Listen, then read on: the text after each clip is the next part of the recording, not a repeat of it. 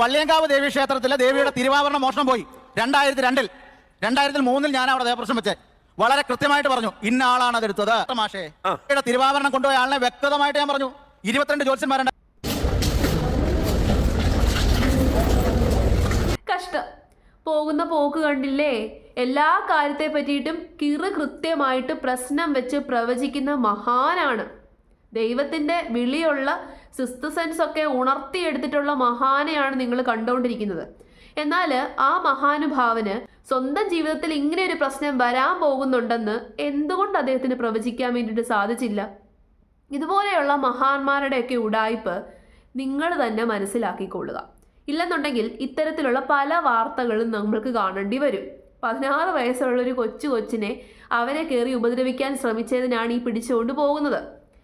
സംഭവം പുറത്തറിഞ്ഞപ്പോഴേക്കും പുള്ളി രക്ഷപ്പെട്ടു പോയി, ഒളിവിലൊക്കെ പോയി. പക്ഷെ പോലീസുകാർ ചെന്ന് കയ്യോടെ പൊക്കിക്കൊണ്ട് വന്നു. ഏതോ ഹോട്ടൽ റൂമിൽ ഒളിച്ചിരിക്കുമായിരുന്നു. 2-3 ദിവസം മുമ്പ് ഫ്ലവേഴ്സിലുള്ളൊരു പ്രോഗ്രാമിൽ വന്ന് കത്തിക്കേറിയ മഹാനാണ്. അതിനകത്ത് പറയുന്നതാണ് ഞാൻ ആദ്യം കാണിച്ചേക്കുന്ന ആ ഒരു സംഭവം. ഫ്ലവേഴ്സിൽ വന്ന് കത്തിക്കേറിയതാണ്. ഞാൻ വലിയ ആളാണ്, ഞാൻ വലിയ പുള്ളിയാണ്, ഞാൻ ജ്യോതിഷ രത്നമാണ്, ഞാൻ തന്ത്രിയാണ്, മറ്റേതാണ് മറിച്ചേതാണ്. പക്ഷെ ഒരു കാര്യം ഉണ്ടായില്ല. സ്വന്തം ജീവിതത്തിലെ ദുരന്തം മാത്രം പ്രവചിക്കാൻ ഇദ്ദേഹത്തിന് സാധിച്ചില്ല. അപ്പോൾ അദ്ദേഹത്തിന് എന്തേ കഴിവില്ലേ? ജ്ഞാനദൃഷ്ടി പെട്ടെന്ന് അങ്ങ് അടഞ്ഞു പോയോ? എനിക്ക് ഏറ്റവും രസകരമായിട്ട് തോന്നിയത് അതൊന്നുമല്ല. 16 വയസ്സുള്ള ഒരു കൊച്ചിനെ ബാധ ഒഴിപ്പിക്കാനാണ് എന്ന് പറഞ്ഞ് ഇയാളുടെയൊക്കെ അടുത്തേക്ക് കൊണ്ടുപോയിട്ടുള്ള ആ അച്ഛനമ്മമാരുണ്ടല്ലോ, ആ അമ്മയുണ്ടല്ലോ, ഇവരൊന്നും ഒരിക്കലും നന്നാവത്തില്ല. കുറേ തെറ്റിദ്ധാരണകളും കുറേ സൂപ്പർസ്റ്റീഷ്യസ് ബിലീഫുകളും ഒക്കെ ഇങ്ങനെ മനസ്സിലിട്ട് പെരുപ്പിച്ച് ഇതുപോലുള്ളവന്മാരെ വളർത്തുന്നത് നമ്മുടെ ഈ സമൂഹം തന്നെയാണ്. ഇങ്ങനെ എത്രയെത്ര ആൾ ദൈവങ്ങളും എത്രയെത്ര പൊട്ട സ്വാമിമാരും ഉണ്ടെന്നറിയാമോ? ഇൻസ്റ്റഗ്രാം തുറന്നു കഴിഞ്ഞാൽ ഇതുപോലുള്ള പൊട്ടന്മാർ അവിടെ കിടന്ന് തുള്ളുന്നതും ഇവിടെ കിടന്ന് തുള്ളുന്നതും മാത്രമേ കാണാൻ വേണ്ടി സാധിക്കത്തുള്ളൂ. ഇവരൊക്കെ വായിൽ വലിയ വർത്തമാനമാണ് പറയുന്നത്. ഇത്തരത്തിലുള്ള സന്യാസിമാരും ആൾ ദൈവങ്ങളും പണ്ടത്തെ പോലല്ല. പണ്ടൊക്കെ എന്തെങ്കിലുമൊക്കെ പൊട്ടത്തരം പറഞ്ഞാൽ മതിയായിരുന്നു. പക്ഷെ ഇപ്പോഴത്തെ കാലഘട്ടത്തിൽ പൊട്ടത്തരം പറഞ്ഞുകൊണ്ട് മാത്രം കാര്യമില്ല. അതുകൊണ്ട് ഇവന്മാരൊക്കെ നല്ല വൃത്തിയായിട്ട് സംസാരിക്കാൻ അറിയാവുന്നവരാണ്. എന്തെങ്കിലുമൊക്കെ അവിടെ നിന്ന് ഇവിടെ നിന്നൊക്കെ കാര്യങ്ങൾ അറിയാം. ഇപ്പം ജ്യോതിഷത്തിൻ്റെ കാര്യമാണെന്നുണ്ടെങ്കിൽ ഇയാളോട് ചോദിച്ചു കഴിഞ്ഞാൽ ഇയാൾക്ക് കാര്യങ്ങളെല്ലാം വ്യക്തമായിട്ട് അറിയാം. പക്ഷേ ഇയാൾ ഉഡായിപ്പാണ്. ഈ സംസാരം കേൾക്കുമ്പോൾ നമ്മൾ വിചാരിക്കും വലിയ ആളാണ്, വലിയ പുണ്യാത്മാവാണ്, ദൈവത്തിൻ്റെ അനുഗ്രഹം നേരിട്ട് കിട്ടിയ വ്യക്തിയാണെന്ന് നമ്മൾ വിചാരിക്കും. പക്ഷെ ഒന്നും ആയിരിക്കത്തില്ല. ഇപ്പോഴത്തെ കാലഘട്ടത്തിൽ നോളേജ് ഉണ്ടാക്കിയെടുക്കുക എന്ന് പറയുന്നത് വളരെ എളുപ്പമാണ്. അതായത് ഇത്തരം കാര്യങ്ങളെ പറ്റിയിട്ടൊക്കെ വിവരം ഉണ്ടാക്കിയെടുക്കുക എന്ന് പറയുന്നത് വളരെ എളുപ്പമാണ്. ഇത്തരം കാര്യങ്ങളിൽ വിവരമുണ്ട് എന്ന് വിചാരിച്ച് അവർ സത്യമുള്ളവരാകണമെന്നില്ല, കള്ളന്മാരായിരിക്കും. ഏതായാലും നമുക്ക് ഈ മുരാരി തന്ത്രിയുടെ ഒരു ജീവചരിത്രം ഒന്ന് കേട്ടു നോക്കാം. വിശ്വാസത്തെ ചൂഷണത്തിന് ഉപയോഗിക്കുന്ന ചിലരുണ്ട്. കൊല്ലം പുത്തൂർ വെണ്ട സ്വദേശി VS മുരാരി തന്ത്രി എന്ന രാജൻ ബാബു ഇതിൽപ്പെട്ടതാണ്. ജ്യോതിഷരത്നം എന്നാണ് അവകാശവാദം. കൊട്ടാരക്കരയിൽ മുരാരി എന്ന ഓട്ടോ ഓടിച്ച് നടന്ന രാജൻ ഒരു സുപ്രഭാതത്തിൽ ശാന്തിയായി മാറുകയും പിന്നീട് ജ്യോത്സ്യനായി സ്വയം പ്രഖ്യാപിക്കുകയുമായിരുന്നു. മേടയിൽ ജ്യോതിഷാലയം എന്ന് തുടക്കത്തിൽ പേരിട്ടു. പിന്നെ തന്ത്രി എന്ന് പേരിനൊപ്പം ചേർത്തു. സോഷ്യൽ മീഡിയയിൽ റീലുമായി നിറഞ്ഞു. ജ്യോത്സ്യന്റെ പേര് പലയിടത്തുമെത്തി.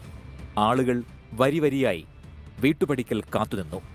അളവറ്റ പണം ദക്ഷിണയായും പൂജയ്ക്കുള്ള ഫീസായും കുന്നുകൂടി. ഐഫോൺ കുടുംബമെന്ന് സ്വയം വിശേഷിപ്പിച്ചു. കുടുംബാംഗങ്ങൾക്കും അനുചരന്മാർക്കും പുതിയ ഐഫോൺ വാങ്ങി നൽകുക പതിവാക്കി. മുരാരി തന്ത്രിയെ കാണണമെങ്കിൽ 5 ദിവസം മുൻപ് അപ്പോയിന്റ്മെന്റ് എടുക്കേണ്ട അവസ്ഥയായിരുന്നു. ഒരു പെൺകുട്ടിയും മാതാവും കഴിഞ്ഞ ദിവസമാണ് തന്ത്രിയെ കാണാനെത്തിയത്. പെൺകുട്ടിയുടെ പ്രശ്നങ്ങൾക്ക് കാരണം ബാധ കയറിയതാണെന്ന് ഇയാൾ വിശ്വസിപ്പിച്ചു. മാതാവിനെ പുറത്തിരുത്തി പെൺകുട്ടിയെ മുറിയിലേക്ക് ഓട്ടോ ഓടിച്ച് നടന്നയാള് പെട്ടെന്നൊരു സുപ്രഭാതത്തിൽ തന്ത്രിയായിട്ട് മാറുന്നു, ജ്യോത്സ്യനായിട്ട് മാറുന്നു. അയാളെ ആൾക്കാർ വിശ്വസിക്കുന്നു. അയാളെ കാണാൻ വേണ്ടിയിട്ട് ആൾക്കാർ ക്യൂ നിൽക്കുന്നു. ഇതിന് മുമ്പ് എത്ര പേർക്ക് ദുരനുഭവം ഉണ്ടായിട്ടുണ്ടെന്നുള്ളതൊന്നും നമുക്കറിയത്തില്ല. ചിലപ്പോൾ പലരും ഈ വിശ്വാസമാണ് എന്ന് വിചാരിച്ച് അതൊക്കെ സഹിച്ചിട്ടുണ്ടാകാം. ഇവിടെ ഇപ്പോൾ ആ കൊച്ചു കടന്ന് വിളിച്ചു കൂവി അലച്ചത് കൊണ്ട് കാര്യം വെളിയിലായി. അയാൾ ഒളിവിൽ പോയി. അവസാനം പോലീസുകാർ അയാളെ പിടിച്ചു. അയാൾ തെറ്റ് ചെയ്തിട്ടില്ലെന്നുണ്ടെങ്കിൽ അയാൾ അപ്പം തന്നെ പോയി ഒളിവിലിരിക്കേണ്ട കാര്യമൊന്നും ഇല്ലല്ലോ. ഈ കള്ളന്മാരെയൊക്കെ വിശ്വസിച്ച് ബാധ ഒഴിപ്പിക്കുക, അങ്ങനത്തെ ഇപ്പോഴത്തെ കാലത്ത് ഈ ബാധ ഒഴിപ്പിക്കുക എന്ന് പറയുന്ന ഈ ഒരു സിറ്റുവേഷനൊക്കെ വരുന്നത് എപ്പോഴാണെന്നറിയാമോ? നമ്മുടെ മെൻ്റലി നമ്മൾ ഓക്കെ അല്ലാത്ത ചില സിറ്റുവേഷനുകളുണ്ട്. നമ്മൾ ഡിപ്രസ്ഡ് ആയി പോവുക, നമ്മൾ ടോട്ടലി സൈലൻ്റ് ആയിട്ട് പോവുക. അപ്പോൾ കുട്ടികളൊക്കെ സൈലൻ്റ് ആയിട്ട് പോകുന്നുണ്ടെങ്കിൽ നേരെ ഒരു സൈക്കോളജിസ്റ്റിനെ കൊണ്ട് കാണിക്കുക. അല്ലാതെ ഈ ബാധ എന്ന് പറയുന്ന സംഭവമൊക്കെ ഒന്നും അല്ല. അത് ഇനിയെങ്കിലും മനസ്സിലാക്കുക. ശാസ്ത്രം ഇത്രയും പുരോഗമിച്ചു, ഇത്രയൊക്കെ ആൾക്കാർ വളർന്നില്ലേ, ഇത്രയൊക്കെ നമ്മുടെ സമൂഹം വളർന്നില്ലേ, ഇപ്പോഴും ഈ പഴയ ചിന്താഗതികൾ വെച്ച് പുലർത്തിക്കൊണ്ട് ഇതുപോലെയുള്ള കള്ളന്മാരെ ഒന്നും വളർത്താതിരിക്കുക. ഞാൻ ആദ്യമേ പറഞ്ഞല്ലോ, ഇൻസ്റ്റഗ്രാം തുറക്കാൻ പറ്റത്തില്ല. ഇപ്പം ഇതുപോലെയുള്ള കള്ളസ്വാമിമാരുടെ തുള്ളൽ മാത്രമേ കാണാൻ വേണ്ടി പറ്റത്തുള്ളൂ. പല പേരുകളിലാണ് അറിയപ്പെടുന്നത്. ബാബു സ്വാമി, ആ സ്വാമി, ഈ സ്വാമി. ഈ സ്വാമിമാർക്കൊക്കെ എന്തെങ്കിലും ചൈതന്യം ഉണ്ടോ എന്ന് ചോദിച്ചു കഴിഞ്ഞാൽ ഒന്നുമില്ല. പണ്ട് ഒരുപാട് വർഷങ്ങൾ തപസ്സൊക്കെ ഇരുന്ന് തപശക്തിയൊക്കെ വരിച്ച് കുറേ തന്ത്രിമാരും കുറേ സ്വാമിമാരും ഒക്കെ പണ്ടത്തെ കാലഘട്ടത്തിലുണ്ടായിരുന്നു. പക്ഷേ ഇന്നത്തെ കാലഘട്ടത്തിലെ സ്വാമിമാരെല്ലാം കള്ളന്മാരാണ്. ഒരിടയ്ക്ക് ഒരു വലിയ കേസ് വന്നല്ലോ, സമാധി കേസ്. ഇതെല്ലാം ആൾക്കാരെ ആകർഷിക്കാൻ വേണ്ടിയിട്ടും പണം ഉണ്ടാക്കാൻ വേണ്ടിയിട്ടുമുള്ള വെറും ഉഡായിപ്പുകൾ മാത്രമാണെന്ന് നമ്മൾ ആദ്യം മനസ്സിലാക്കണം. ഇവർക്കൊക്കെ വിവരമുണ്ടായിരിക്കും, വിദ്യാഭ്യാസം ഉണ്ടായിരിക്കും. ആ വിവരവും വിദ്യാഭ്യാസവും ഒക്കെ വെച്ചിട്ട് ഇവർ പല കാര്യങ്ങളും വിളിച്ചു പറയും. ആ വിളിച്ചു പറയുന്നത് നമ്മൾ വിശ്വസിക്കാതിരിക്കാം. പിന്നെ ഏറ്റവും ആദ്യം മനസ്സിലാക്കേണ്ട ഒരു കാര്യമുണ്ട്. ഈ വിശ്വാസം എന്ന് പറയുന്നത് ഭയങ്കര സ്ട്രോങ് ആയിട്ടുള്ളൊരു സംഭവമാണ്. പണ്ട് കാലം മുതലേ, അതായത് മനുഷ്യർ കാട്ടിൽ നിന്നാണ് ഇങ്ങനെ എവല്യൂഷൻ ചെയ്ത് ഇത്രയൊക്കെ ഡെവലപ്പായി വന്നതെന്നാണല്ലോ പറയപ്പെടുന്നത്. അപ്പോൾ പണ്ട് കാലം മുതലേ, ആദിമ മനുഷ്യൻ്റെ കാലം മുതലേ നമ്മളെ ഇത്രയും സ്ട്രോങ് ആയിട്ട് ഇവിടെ വരെ കൊണ്ടെത്തിച്ച ഒരു മെയിൻ ഫാക്ടർ എന്ന് പറയുന്നത് വിശ്വാസമാണ്, ബിലീഫ്.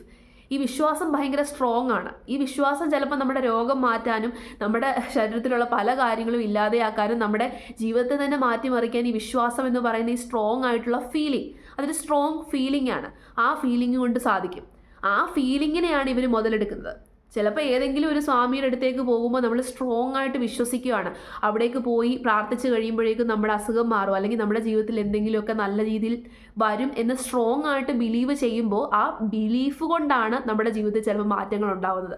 അല്ലാതെ ആ സ്വാമിയുടെയോ അല്ലെങ്കിൽ നമ്മൾ ചെയ്ത തപസ്സിൻ്റെയോ അല്ലെങ്കിൽ നമ്മൾ ചെയ്ത പൂജയുടെയോ ഒന്നും ഫലം കൊണ്ടായിരിക്കണമെന്നില്ല. നമ്മൾ പോസിറ്റീവായിട്ട് ചിന്തിക്കുമ്പോൾ നമ്മുടെ ജീവിതത്തിൽ പോസിറ്റീവായിട്ടുള്ള ഔട്ട്കം വരും എന്ന് പറയുന്നത് വളരെ കറക്റ്റാണ്. അല്ലാതെ ഈ സന്യാസിമാരും സ്വാമിമാരും പൂജ ചെയ്തതിൻ്റെ ഒന്നും ഫലമല്ല. അവരുടെയൊക്കെ മുമ്പിൽ കൊണ്ടുപോയി ലക്ഷങ്ങൾ ചിലവാക്കും. എന്നിട്ട് അവസാനം എന്താണ് സംഭവിക്കുന്നത്? നമ്മുടെ മാനവും അഭിമാനവും എല്ലാം പോകും, നമ്മുടെ സമയം പോകും, നമ്മുടെ കാശ് പോകും. ഇവിടെ തന്നെ ഒരു കൊച്ചിനെ കൊണ്ടുവന്ന് ഒരുത്തന്നെ മുമ്പിലേക്ക് അങ്ങ് ഇട്ട് കൊടുത്തിട്ട് അമ്മ വെളിയിൽ അങ്ങ് ഇറങ്ങി നിൽക്കുകയാണ്. അമ്മയിൽ നിന്ന് പെൺകുട്ടിയെ സെപ്പറേറ്റ് ചെയ്തിട്ട് ഒരു സ്വാമിക്ക് എന്ത് പൂജ ചെയ്യാനാണ്? അങ്ങനെ ചെയ്യുന്നുണ്ടെങ്കിൽ അവിടെ ഉണ്ട് അവൻ്റെ കള്ളത്തരം. നല്ല സ്വാമിയാണെന്നുണ്ടെങ്കിൽ അമ്മ അടുത്തിരിക്കെ തന്നെ ആ പൂജ ചെയ്യും, അല്ലെന്നുണ്ടെങ്കിൽ പ്രാർത്ഥിക്കും. അങ്ങനെയല്ലേ ചെയ്യുന്നത്? അപ്പോൾ അവിടെ തന്നെ ഉണ്ട് കള്ളത്തരം. അന്നേരം തന്നെ അതിനെ കൊണ്ട് വീട്ടിൽ പോകേണ്ട വഴിക്ക് ഈ കള്ള അന്ധവിശ്വാസങ്ങളൊക്കെ വിശ്വസിച്ച് ഈ കള്ളന്മാരുടെയൊക്കെ അടുത്തേക്ക് കൊണ്ടുപോകുന്നവരെ വേണം ആദ്യം അറസ്റ്റ് ചെയ്യാൻ.